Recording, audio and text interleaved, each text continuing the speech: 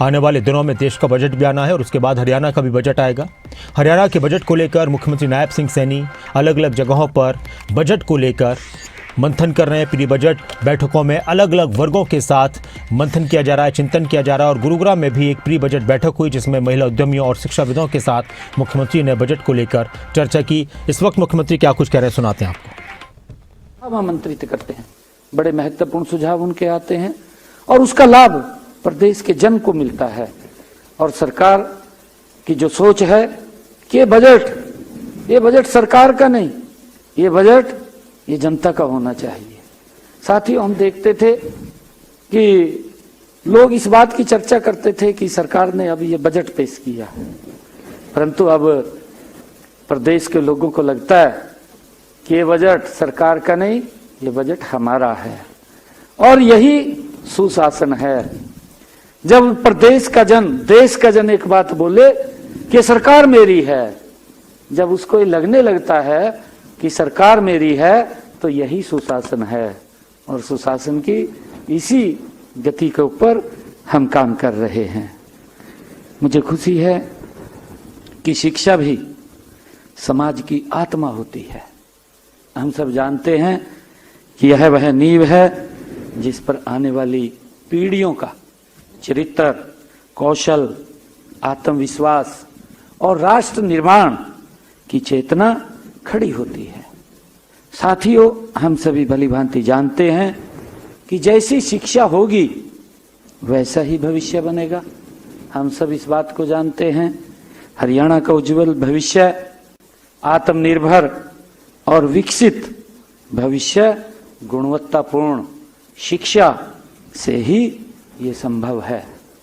साथियों, मुझे भी खुशी है, हमारा मानना भी है कि आज के बच्चे कल के वैज्ञानिक, उद्यमी, खिलाड़ी और प्रशासक, राष्ट्र निर्माता उन्हीं में से ही बनते हैं। हम सब इस बात को जानते हैं। इसीलिए शिक्षा में किया गया हर निवेश वास्तव में राष्ट्र के भविष्य में किया गया निवेश है, ताकि राष्ट्र हमारा मजबूती से वो आगे बढ़े, आगे खड़ा हो। साथियों, शिक्षा के क्षेत्र की अगर हम बात करें तो पिछले 5 मार्च 2025 को चंडीगढ़ में हमने शिक्षा जगत के साथ साथ 2025-26 को लेकर के विस्तृत विचार विमर्श चर्चा हमने किया था। वह हमारे लिए अत्यंत उपयोगी और मार्गदर्शक सिद्ध हुआ है। उस बैठक में आप सभी से जो हमारे पास महत्वपूर्ण सुझाव आए, 170 बहुमूल्य सुझाव उस बैठक के अंदर हमारे पास आए और इनमें से 63 सुझावों को हमने पिछले बजट में शामिल भी किया है। साथियों, मैं बताना चाहूँगा कि हमने 2025-26 का जो बजट में शामिल किया था, यह इस बात का प्रमाण है कि हमारी सरकार केवल सुनती नहीं है, बल्कि आपके सुझावों को नीतियों में बदलने पर भी गति से कार्य करती है। साथियों, मुझे खुशी है कि आपके सुझावों को ध्यानपूर्वक मैंने यहाँ बैठ करके सुना भी है और लिखा भी है। हमारी अधिकारी, उच्च स्तर के सभी अधिकारी, हमारे मंत्रिमंडल के सभी माननीय मंत्रीगण आज यहाँ आपके इन बहुमूल्य सुझावों को उन्होंने सुना भी है और सुन करके उन सुझावों को लिखा भी है, ताकि इन सुझावों को हम हरियाणा प्रदेश के जन में उनका उपयोग कर सकें। साथियों, आपके सुझावों को ध्यानपूर्वक सुनते हुए शिक्षा विभाग के लिए पिछले वर्ष हमने 21,893 करोड़ रुपए के बजट का प्रावधान हमने किया था और इसमें एक बड़ी राशि का प्रभावी उपयोग भी हम कर चुके हैं, उसको खर्च कर चुके हैं।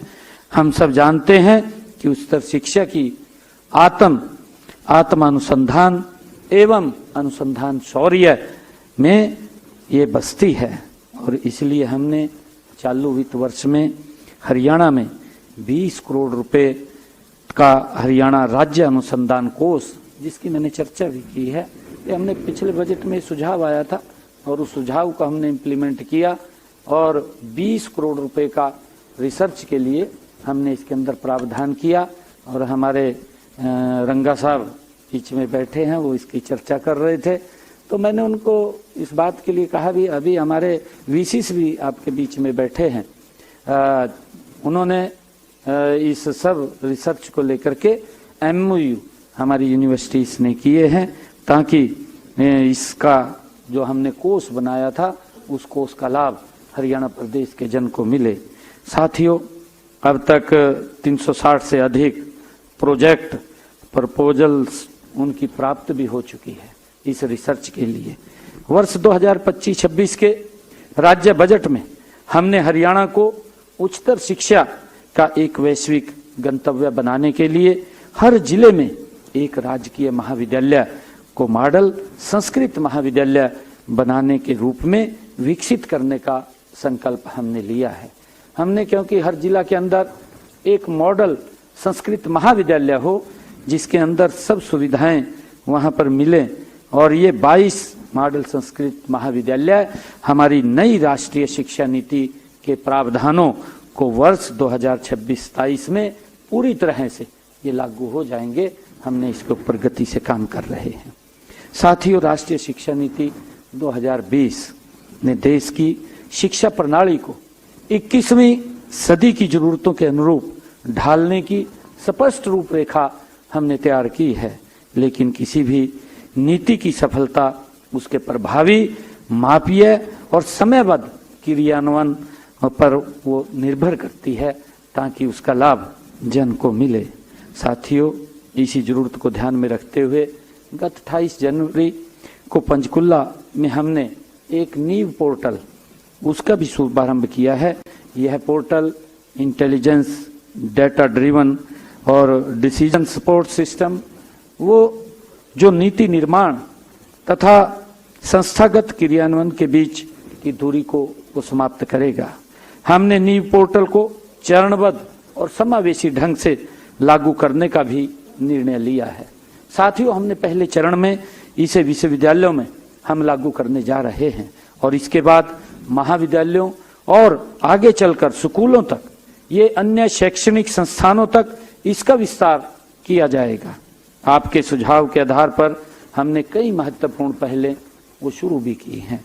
साथियों, इनमें आधुनिक मॉडल संस्कृत स्कूल, जिसकी मैंने चर्चा भी की है कि हमने हर 10 किलोमीटर के ऊपर एक मॉडल संस्कृत स्कूल, ताकि आजकल माँ बाप सोचते हैं कि हमारा बच्चा अंग्रेजी स्कूल में पढ़े तभी वो प्राइवेट स्कूल्स की तरफ बढ़ते हैं, तो हमने उस बात को ध्यान में रखते हुए हर 10 किलोमीटर के ऊपर एक मॉडल संस्कृत स्कूल खोलने का निर्णय किया ताकि बच्चे CBSE पैटर्न के अंदर अच्छी शिक्षा ले सकें और माँ बाप भी उनको वहां पर पढ़ाई कर सकें। क्योंकि हम सब जानते हैं, हम सबको मालूम भी है कि जो हमारे टीचर्स हैं वो टीचर्स इतने एक्सपर्ट हैं कि किस वो प्रक्रिया से निकल करके स्कूल के अंदर आते हैं। हमारे पास वो गुणवत्ता टीचर्स की है जो उनको उस लेवल के ऊपर उनकी पढ़ाई करा सकते हैं। साथियों, आपके सुझावों पर हमने जैसा कई विषयों को हमने शुरू किया है, इनमें जैसे दोहरी पाली में स्कूल संचालन जो डबल पैरी के हैं, हमने पिछले बजट के अंदर इस बात की घोषणा की थी कि वो सिंगल पारी में स्कूल होना चाहिए और वहां पर देख करके कोई अन्य उसका एक्सटेंशन अलग से कोई स्कूल बने, उसके लिए हम काम कर रहे हैं।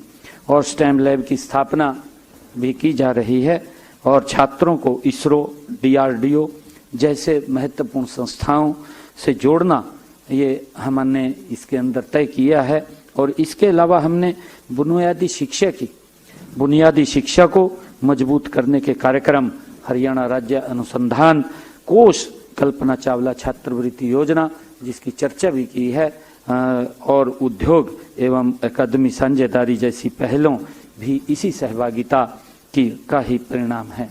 हमने, क्योंकि हमारे जो पॉलिटेक्निकल्स हैं, ITIs हैं या हमारी यूनिवर्सिटीज हैं, उनके साथ हमारे इंडस्ट्रियलिस्ट का भी MOU हमने साइन करवाए हैं। ताकि हमारे जो इंडस्ट्रियलिस्ट हैं, बड़ी कंपनी हैं, वो बच्चों को प्लेसमेंट दे सकें और बच्चे हमारे जा भी रहे हैं। जो अच्छे बच्चे वहाँ गुणवत्तापूर्वक शिक्षा प्राप्त कर रहे हैं तो बच्चों को प्लेसमेंट भी मिल रही है। और जिसका अभी जिक्र भी किया है कि हमारे बच्चे जो गलत रास्ता इख्तियार करके, माँ बाप भी उसके अंदर क्योंकि सोचते थे कि बच्चा बाहर जाएगा, एक इस प्रकार का माइंडसेट बना हुआ है कि बाहर जाएगा तो वो अच्छा कमाई करेगा और हमें भी उसका लाभ होगा, परंतु गलत रास्ते से जब वो जाते हैं उसका नुकसान परिवार को भी होता है। उनको मालूम नहीं पड़ता कि डंकी रूट से जब वो जाते थे, डंकी रूट से कितना नुकसान बच्चे का भी होता था। कई बार तो बच्चा भी हाथ से निकल जाता था, पैसा भी चला जाता था, परंतु वो जिस सोच के आधार पर उसको भेजते थे, उस सोच को भी परिवार पूरा नहीं कर पाता था।